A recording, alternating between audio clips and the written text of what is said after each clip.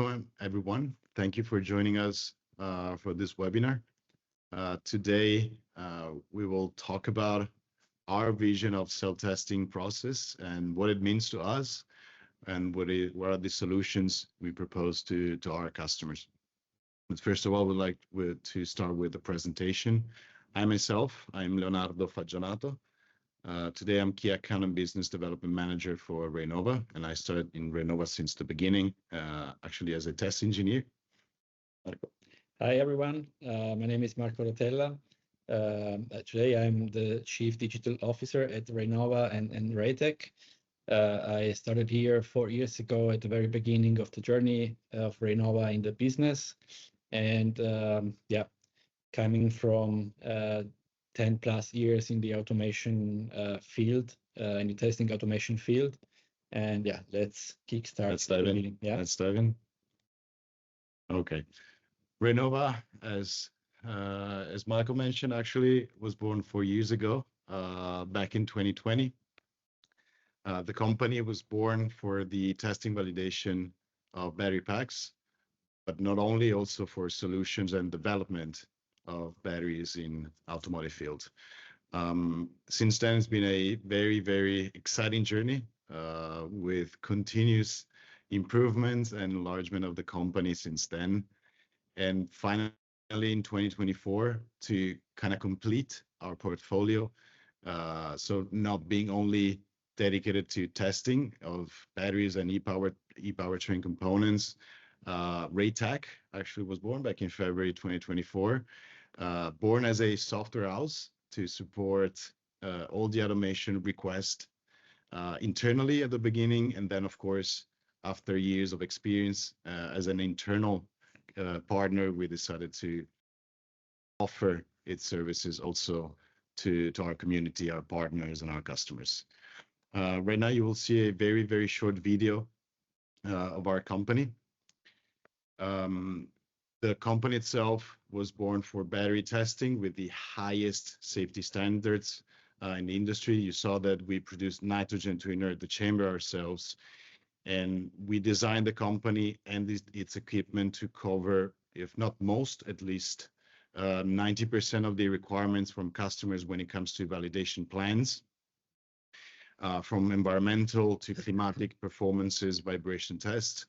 And of course, we do not only test cells and modules and packs, but also all other components of the powertrain.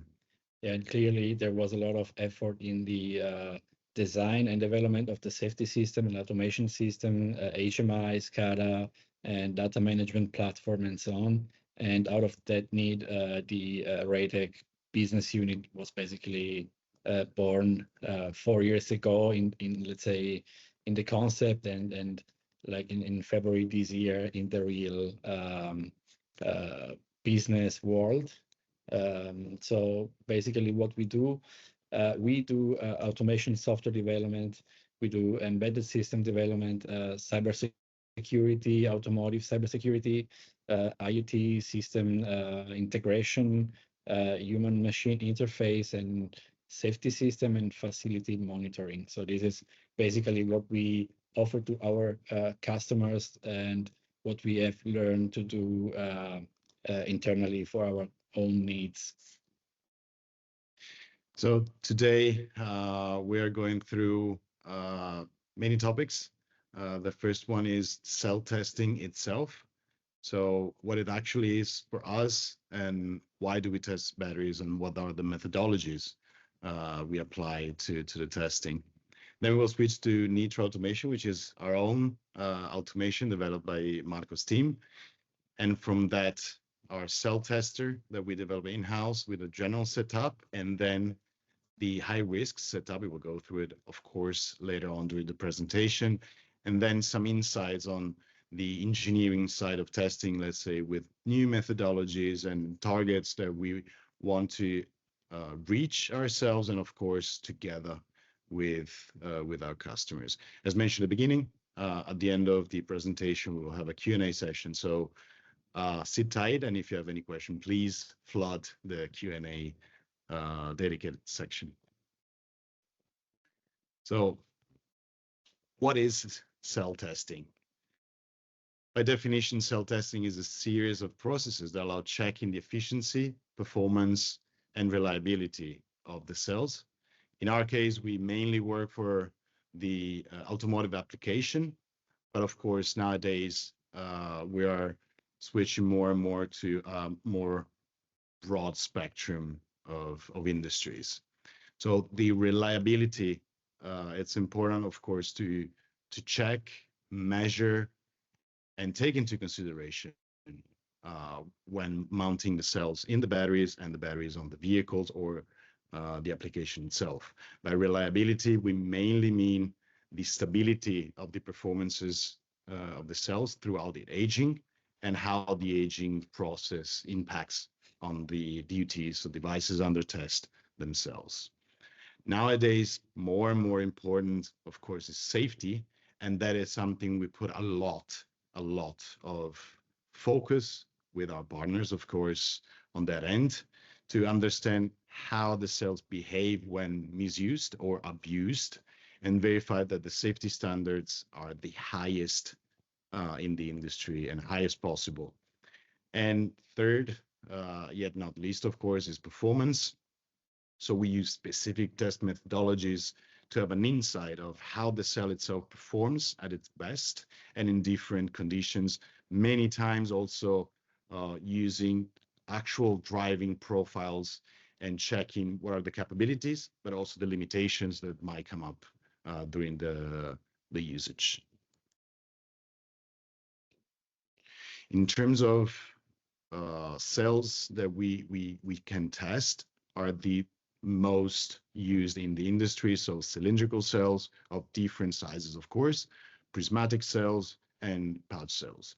When it comes to testing methodologies, of course, there are different ways to stress a cell and verify its behavior with more typical current and voltage constants doing charging and discharging, and of course, only constant current up to certain levels, and constant power, which is also pretty interesting when it comes to vehicle simulations. And those are the three mains when it comes to cycling.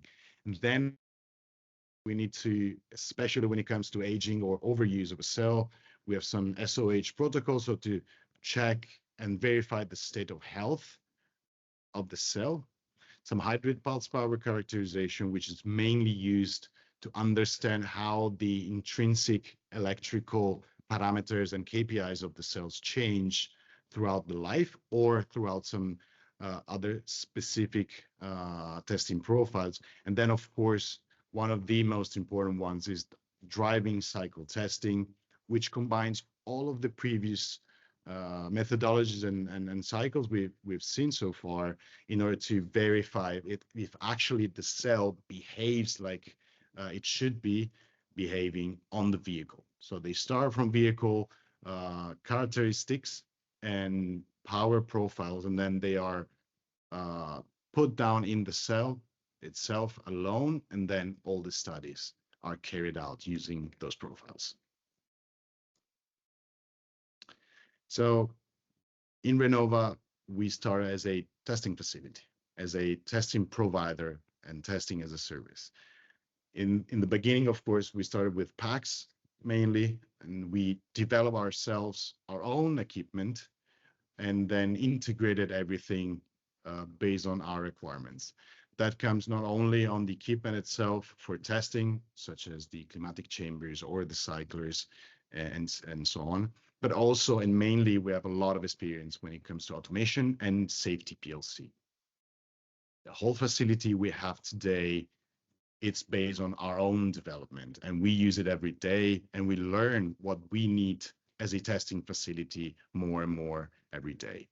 So testing, especially on cells, started basically as an internal project using off-shelf equipment. That's where we started. And throughout time, we understood and we increased our know-how on the testing, and we mainly understood what are our core needs, what is our vision when it comes to testing, and how the off-shelf equipment and solutions are good, but perhaps lacking some aspect, and we decided to integrate everything in one single solution that fits our needs the best. And from there, of course, we use this experience to go through automation systems, through safety PLC and testbeds themselves. So I would say that for the next one, I will give the word to one of the people that actually gave birth to our automation and PLC systems. Thank you. So let's talk a little bit about software. Software is key when it comes to testing automation. It's not the only factor, I would say, for the success of a testing campaign, but it's one of the most important nowadays.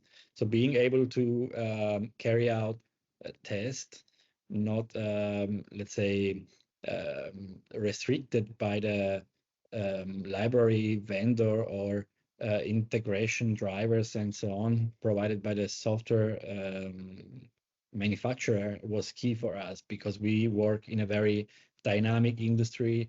Our customers are diverse, so we really go from need A to need B in 1 second, because our customers work in different industries and they have different needs.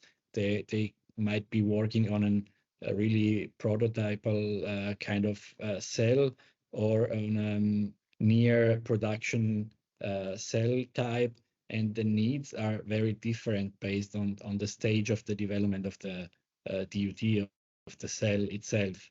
Therefore, we developed our own automation software, which is basically what we use to run our test factory internally since 2020, when the Rainova was born, and nowadays we are opening it up to the market basically. So what is Nitro now? Nitro is based on 3 components. One being NitroNet. It's the non-real-time part of the software. In other words, is the part of the software with which the user will deal, basically. So the back end of the software which the user will interact with. Okay, so it will be responsible for the measurement, for the storage of the data, for basically running the test sequence, or instructing the Nitro real-time component to do so. So we basically have the NitroNet non-real-time user space component. We have the Nitro RT, the real-time part of the software, which runs on a PLC on the test field itself. It's usually very close or near the test stand, and it's running the time-critical operations, basically. Last but not least, the Nitro HMI. It's basically the GUI, the user interface, the real part which the user will see and interact with. It's the Nitro HMI. It really operates the testbed from a browser, basically, and can also be used to download and see the measured data and a lot of other tasks, such as parameterization and configuration of the test profile, and so on and so forth. Here we have a very high-level overview of the software architecture of Nitro. For whom of you is in the IT industry, it might be somehow familiar, but the approach that we took, it's basically a de facto standard for the IT industry in 2024. We decided to containerize the applications as far as possible, as it is possible right now. So the NitroNet and Nitro HMI, they run in Docker containers on our servers, the corporate IT infrastructure, basically. So we benefit from the IT management, backup, reliability, and performance of server-grade hardware and software. And those containers are then connected to the lab via network interfaces, network switches, being them, corporate switches or private networks. This depends on the use case. On our premises, they usually run on corporate network. So they also benefit here from the redundancy and power of the enterprise level,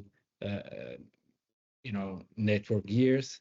But the customer might be running on a lower, let's say, tier network device on the same rack as the other components, but nevertheless they will run containerized, and they will connect to the PLC, which is then basically interacting with the real-time components on the testbed, and making sure that every single part of the execution of the test or every single measurement is taken when needs be. Okay, so this approach will allow us to go a little bit further in the future when the major PLC providers will release the virtual and containerized PLCs runtimes, which is basically what we aim for right now, and will happen in 2025 sometimes, basically. So the idea is to be able to bring also the PLC into the corporate or let's say into the IT environment in a virtual container, and then be able to orchestrate the application from top to bottom via the modern IT tools with the DevOps best practices and so on. So this is our take on the software architecture and basically what we run on, what we rely on at the moment. Yeah, the cell testing solution is basically what we describe as fully customizable solution, meeting the customer needs, not because we like the fancy words, but because we do that internally in the first place. We always need to meet the customer needs. So we design the software with the flexibility in mind. We are not constrained to measurement system vendor or to a power supply vendor because we like it more than the others, but we are open to integration with every single integrable device. Basically, we have fully remote control. We can really deal with the Nitro or with the test automation processes via a web browser, being in the office or being working remotely at home or being wherever in the world, because we can then connect via VPN and still see real-time status of the test stand. We can also deal with the safety management of the test bed, because HMI, of course, knows what's going on, and we also have notification going out real time when a major issue happens, being it safety or being it a software component or other component not responding or having issues or whatever. We get notification on our phone applications so that we can react immediately, and therefore we really have full control 24/7 from everywhere in the world, not constrained to a test station on the in front of the test bed like in the old days. This is this is gone for us. We are working a little bit more on the modern approach here. So a little bit on the details. That we actually support multi-channel test setups. That means we can basically have one up to 24 channels in one test bed or test stand. That means we can independently run different procedures on different cells at the same time with one Nitro instance on one test bed. So given the temperature, the thermal conditions being the same for all 24 of the cells, we can run an HPPC test on one cell while running a driving cycle on another cell, and we can also have the same cycle running on different cells at different stages, not being synchronized. They can stop and start independently. They can go emergency or stop or whatever, or pause independently on each channel to allow for, efficient management of the resources. We can go from as low as 20 amps and up to 800 amps per channel at the moment. In the near future, we will go above 800 amps because the industry is demanding for very high current applications. We can, at the moment, provide up to 15 thermocouples or whatever temperature sensor per channel. And we also have climatic chambers or containers with temperature ranges going from -20 to +45 degrees, as well as the full monitoring system with IP cameras and thermal cameras to allow for a remote control of what's going into the container. Of course, the containers are not equipped with windows or whatever. You need to have an IP camera or some sort of eye into the chamber to be able to see what's going on. And it's not happening a lot. It's basically standstill 99.999% of the time. But if something happens, then you need to go and see what's going on. Is it swelling? Is it whatever? Is it smoking? You need to have a thermal camera and an IP camera to see what's going on inside. We have an architecture which allows for a master rack. So we basically have a PLC, all the control logic in one master rack. And from the master rack, we can scale up to multiple slave racks for allowing up to 24 channels configurations. So you can go as low as one channel with one master rack and one power channel, and up to 24 channel with 24 power supplies and independent testing. As we said before, we've got a wide test library to cover the most common and also a lot of the, let's say, exotic test procedures for the cells.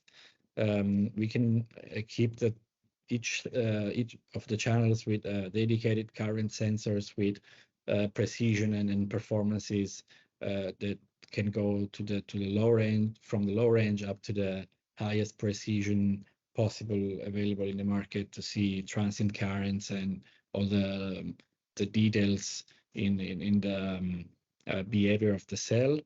As I said, we can control remotely via Nitro HMI, and we can also equip the cells with multiple sensor type like displacement, swelling, mechanical pressure, and so on and so forth. So the basic sampling frequency of the measurement system is 100 Hertz. So with Nitro itself, we can go up to 100 Hertz, but for special needs, for measuring high frequency transient currents and voltages and so on, we can rely on high performance measurement system that are integrated into our framework and work independently from our framework, basically.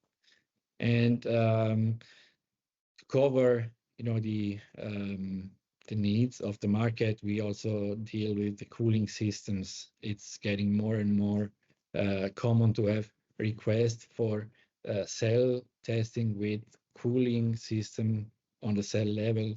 So we are now also having this available in the solution.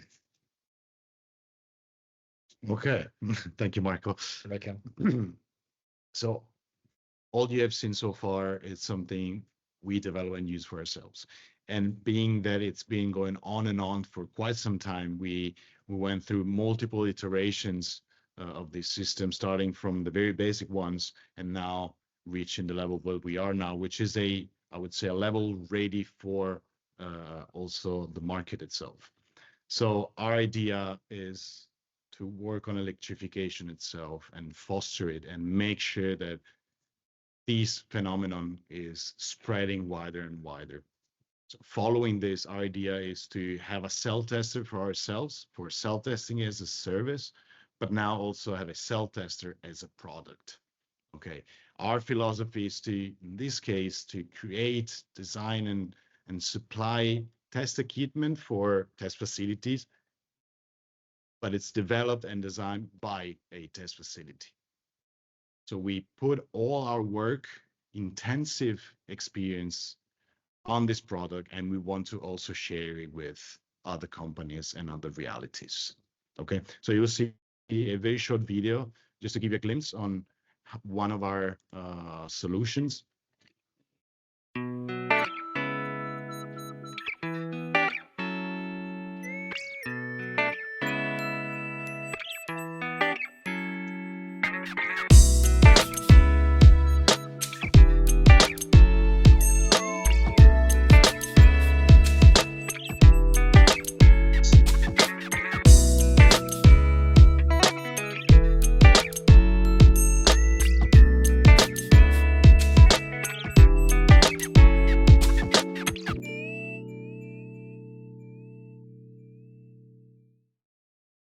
Mhm. All right, so what you have seen is one of our cell testers.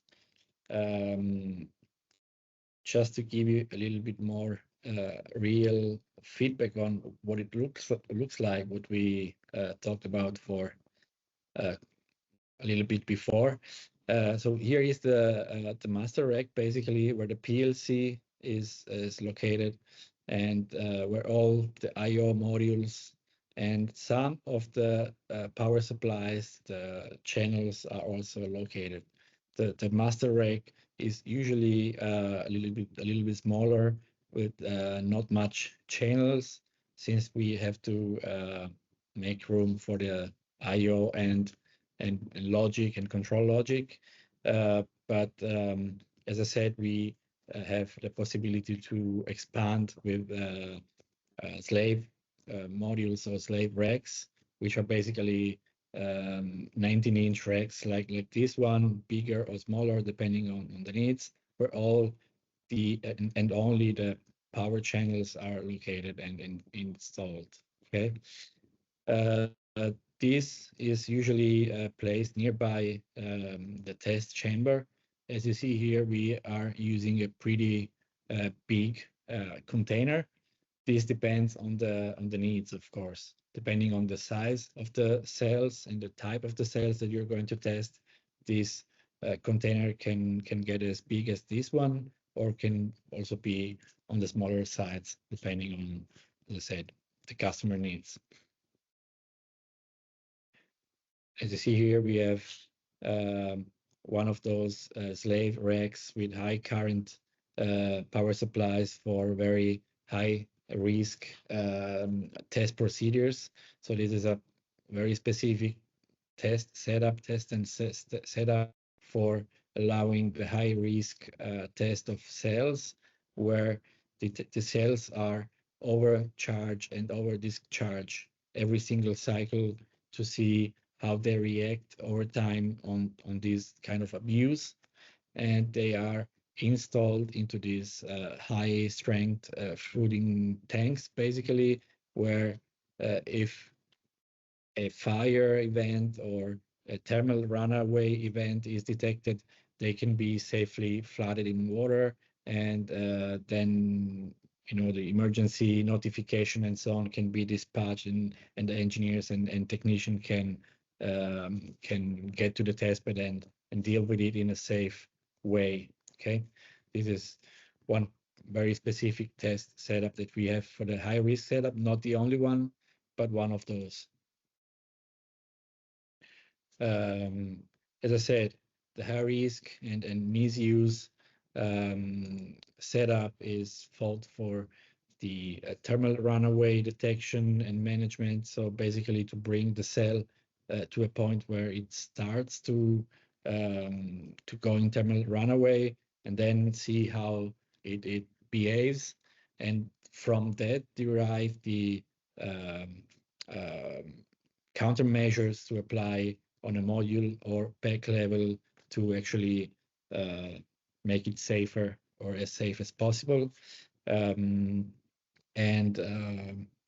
Yeah, we have this very dynamic and specific tailor-made safety limits and safety control strategy to be always sure that the cell is running as safe as possible, and only in case of a real emergency then the safety measures are applied, because we are now really bringing the cell into the to the limits. We don't want to overreact or react when it's still not the case. So we have developed our own very dedicated dynamic safety limits, and it's also thanks to that we can run those setups in an unmanned way. So we don't need to sit or to babysit the test bed 24/7, but we can let it run 24/7 and be sure that we get control and notification if anything critical happens. Okay, so switching a little bit to the, let's say, engineering side of operations. So far, you've heard about the standard setup. You've heard about thermal cameras being installed. You heard about a quite high number of sensors that can be placed on the cell and measured and logged to understand the behavior of a cell. You've heard about the high-risk setup used for misuse and high danger, let's say, tests. All these components, they come from our experience and how we approach cell testing in Renova, thanks also, of course, to Raytec and the business unit. All these pieces of hardware, they would be meaningless unless put together in the correct way and used in the best way possible. So in terms of offer, when it comes to the methodology of testing cells, we have different key points that you can see here. So the most important thing that we work on with our customers is the in-depth understanding of how the cell behaves in different scenarios, which is right now the most important thing in this industry, given the very short time to market needed to be always at the top level.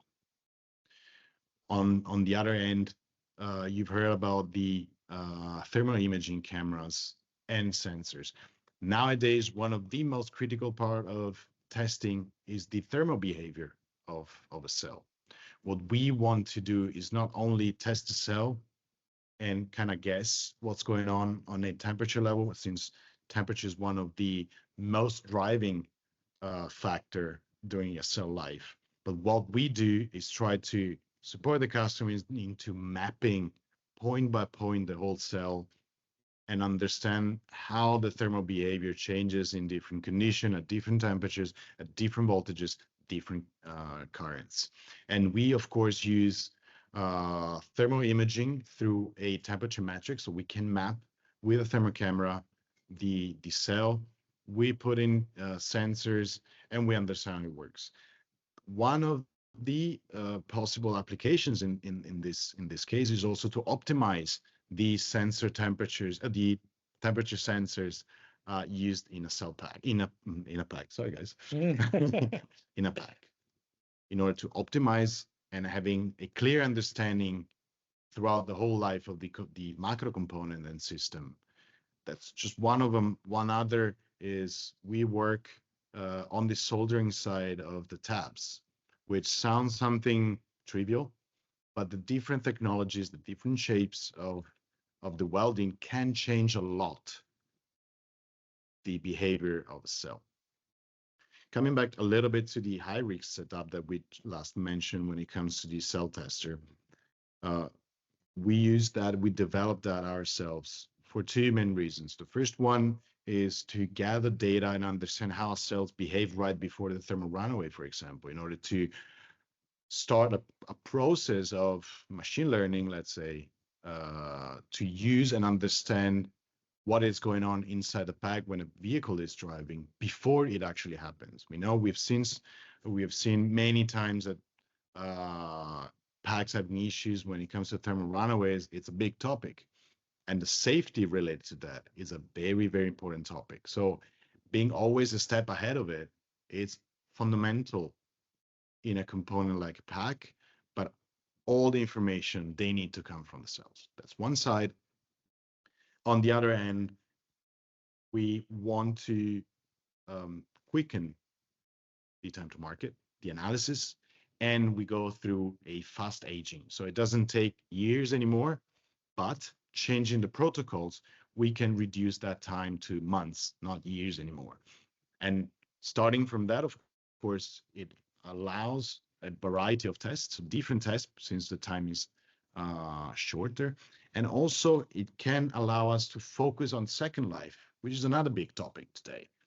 So make sure that the whole lifespan of a cell or a battery, it gets longer and longer and longer, and therefore the overall cost lowers and the efficiency of its whole life process is higher. So these are some of the projects that we work on. This is how we like to work with a four-hands approach with our customer and understand to the base what they need, what is their target. And if the path is not clear, then draw the path together. Okay. I would say this is the last glimpse to kind of wrap it up, everything together. So also give you an understanding of why we did what we did, why we invested so much time and energy in this kind of know-how. And of course, it would be a pleasure for us to hear what are your questions. So right now, if you want to drop some questions in the chat, please feel free to. And of course, we will answer them. Okay, we have the first one. Okay, so how do you handle the gases in case of a thermal runaway? Do you use a gas washer? No, we basically have gas detection system for the fire detection and safety. So we basically react on the release of the gases like hydrogen and others. We have designed the containers to have a porthole on the top of the roof or on the side of the walls to release gases, and those gases are then routed safely and extracted from the chamber. In other cases, where we have pack testing, we basically inert the chamber.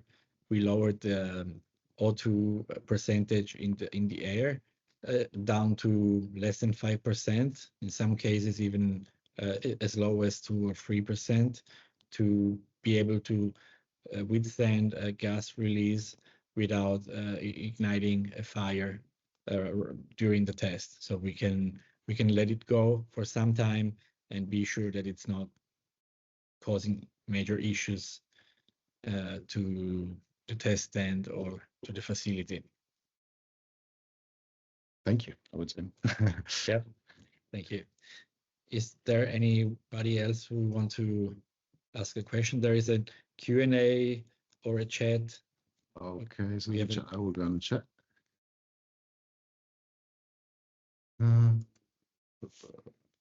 Okay, so the question is, what kind of information do you need from the manufacturer of the cell before you do the test? Is the chemistry of the battery important, or your system is agnostic to this?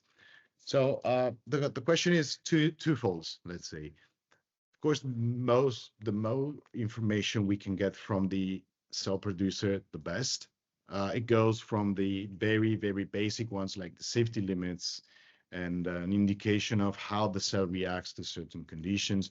And of course, the more information we have, the more the data is meaningful and representative.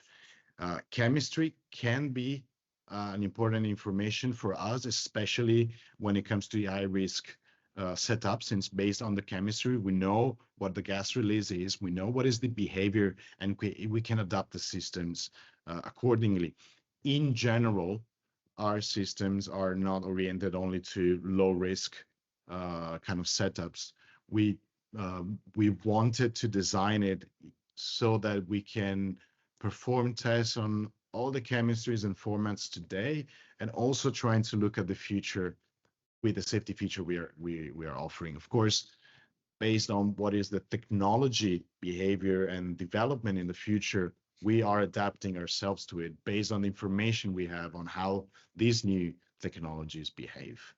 So to wrap it up, I would say it is important to know, of course, the more information, the better, but I would say we can manage if the amount of information is not huge. And for example, we test prototype batteries and prototype cells where even what are supposed to be identical cells, they behave completely differently.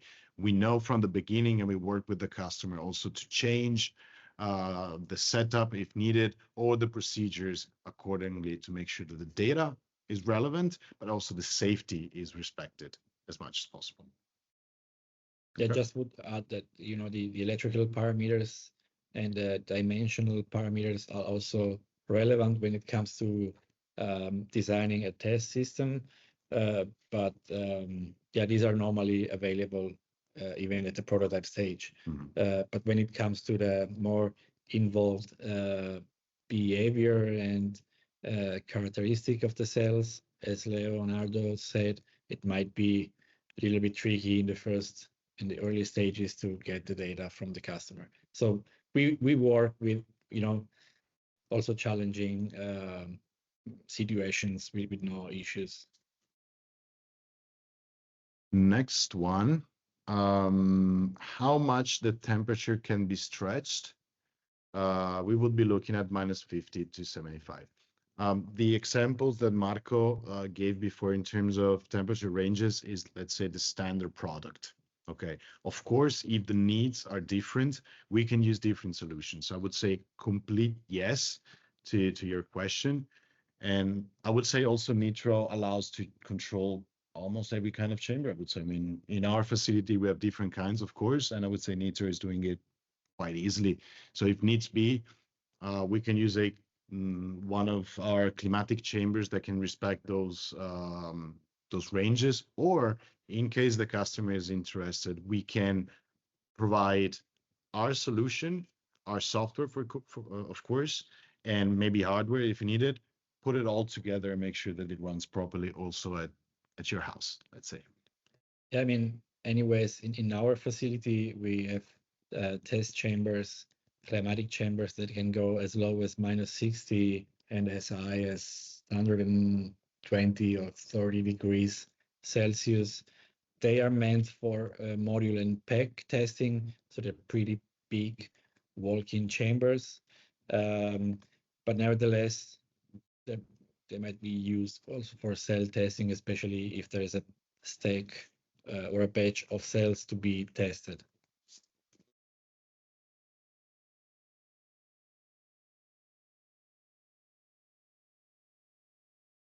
Okay. Anything else?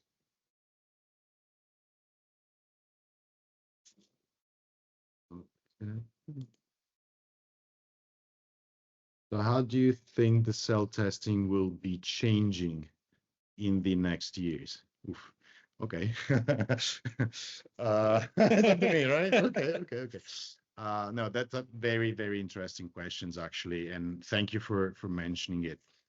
So what we are seeing today is that the number and amount of different conditions that we or the customer want to replicate is multiplying every day. And these conditions, they change in terms of temperature. They can change in terms of electrical loads, let's say. It can change in terms of thermal behavior. And of course, they want to be crossed one to the other to create a sort of map of the behavior of the cell. What I would say is that today we are going this direction. So rather than having a large number of cells doing the same thing in the same condition, we are going towards different environmental conditions and different electrical behavior. So overcharge over discharge is one example, or very high demanding cycles or very low demanding cycles to can understand how it behaves. And one thing that we are seeing now is that for example, in very high-end application, also immersion cooling starting to be rolled out. And we are working in that direction as well. So we understand that these are the kind of information packs that are needed. And I would say our solution also follows that that sequence. I would say one of the interesting part of our solution is that being ourselves an integrators, it allows to use perhaps the same Nitro instance, for example, in terms of automation, but we can control a different number of channels in different chambers. That allows to have one system on the, let's say, control side of things, and can manage different environmental conditions. Or if the number of channels changes, not 24, you can use less channels and less hardware, which is very important, less hardware to run your test. So I would say that this is the trend. Having as much data, we as an industry, we want to know as much as possible about the cells to be faster when it comes to the rollout of the product itself. And if I can, the shift towards the cell to pack approach would also be interesting to see how it will change the way we test batteries. So if there is no module anymore, I guess, or we think we will have more cell testing, always more cell testing, because it's going to be a lot based on how the cell behaves and how it is integrated into the pack. So we will have probably like cell testing and batch of cells to be tested all together, to see how they cope, how they behave when they are placed in the same environment. But yeah, this will change things for sure as well, together with the rise of the currents and power delivery and discharge and charge rates all together. Yeah. No, that would be so. We could work on a dedicated webinar on this. I would say. I mean, it would be interesting. There's also the thermal conditioning side of things, which will for sure change a lot based on needs. But yeah, for sure, we're going towards a drastic change and a drastic increase of number of situations that need to be emulated and tested, I would say. Okay. Let's wait for the next one. Yeah.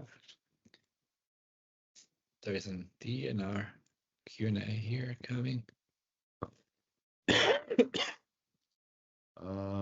Why have you developed an automation system for yourself when there are many available in the market? I would say this is for you. Thank you. So the point is there are a lot of automation software out in the market.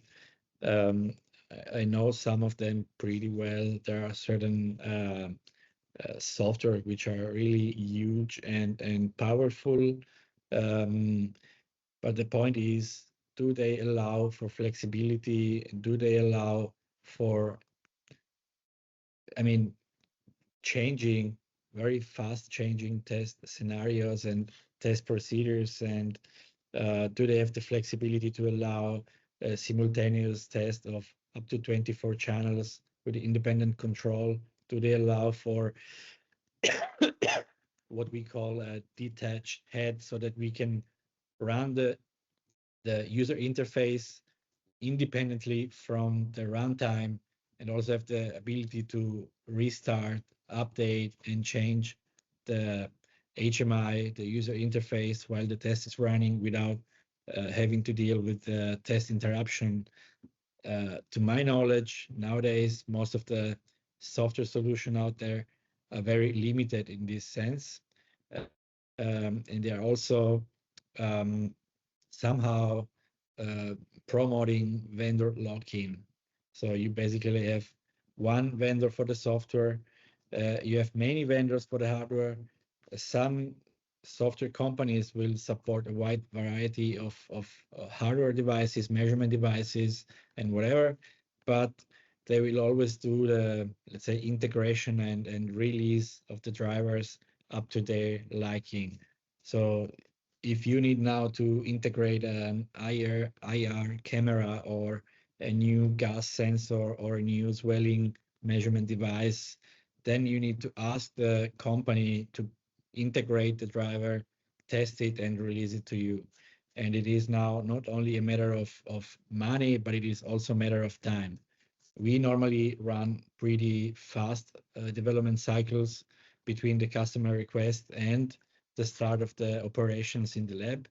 Therefore, we can usually in less than 1 month develop and test and release to production a driver integration for a new device or a new set of features for allowing a new kind of test process or whatever. So this is now possible because it's controlled by ourselves, and this is a big benefit for us since we are no longer tied to the supplier for the advancement and enhancement of the software. That's more or less why we decided to go on our own.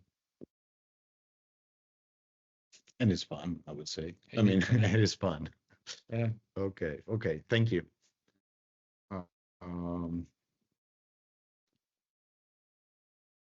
Anybody else from the crowd want to ask some questions?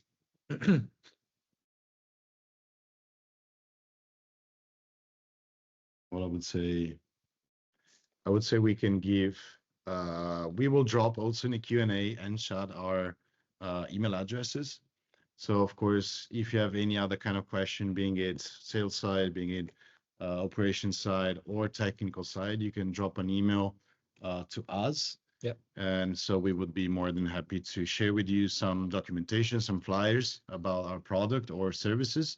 And we will be more than happy to discuss the application you have and the kind of support you would need from us. So we'll drop them in the Q&A, and thank you again for your time. Okay, let's put as a question.